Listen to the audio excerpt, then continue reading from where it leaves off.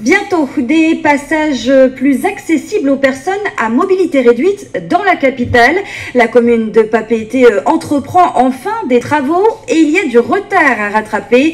Au total, 300 passages piétons doivent être réaménagés, mais aussi des trottoirs avec des rampes d'accès, ce qui ravira aussi les parents et leurs poussettes. Thomas Chabrol a été constaté le début des travaux pour nous. Elles apporteront plus de souplesse pour les personnes qui se déplacent en fauteuil roulant dans Papeete. Ces rampes d'accès sont en cours de réalisation. Entre le pont de l'Est et le front de mer, il y en aura une quinzaine. La commune entreprend des travaux pour améliorer l'accessibilité du centre-ville au PMR, mais pas seulement. Avec des poussettes, des parents se heurtent par exemple à des obstacles.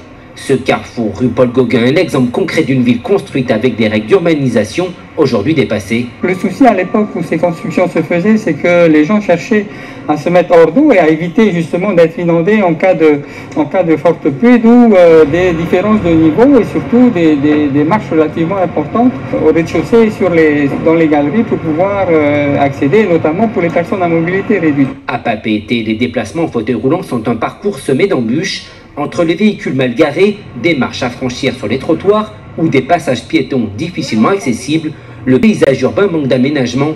La fédération Teniu Teuma souhaite établir avec la mairie un échéancier sur 5 ans par exemple. C'est de voir avec la commune de cibler les lieux de la capitale où les personnes handicapées s'y rendent souvent, de commencer à rendre accessible par rapport à ça, par rapport aux besoins des personnes PMR, parce qu'il y a quand même des quartiers où on y va très rarement. Donc il y a des quartiers en ville où on doit souvent s'y rendre, et c'est par rapport à ça qu'on aimerait bien travailler. Des bandes podotactiles destinées aux malvoyants sont également en cours d'installation au passage clouté. Elles permettent de prévenir du danger.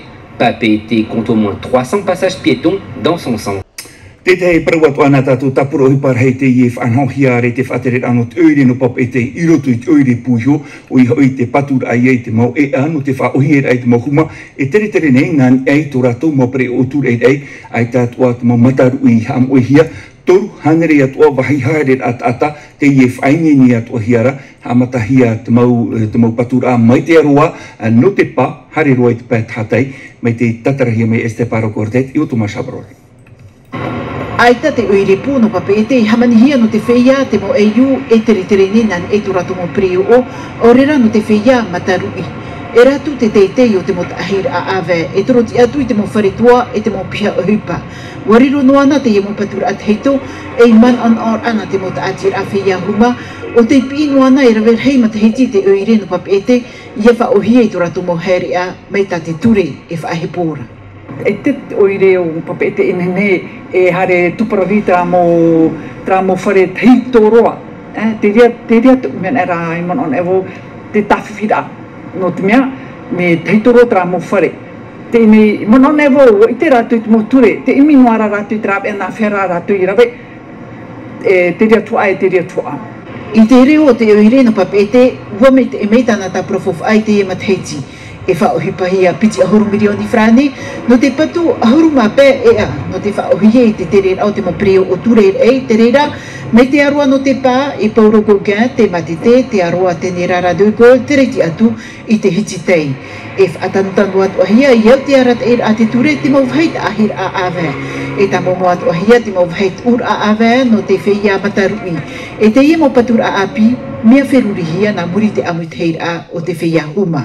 Nā rātou e paroma I trau hei, nā romato hare, te tau te nā romato hare te whare ho a rāau te whare te cinema ane, nā rātou e whatamai, te mau wahei tā rātou hei nā rora, e ia whanhohia. Hau atu piti milioni pe hanere tawatini frane, whaohipahia no te patu, toru hanere hei hare ata I te uiripu no Papeete.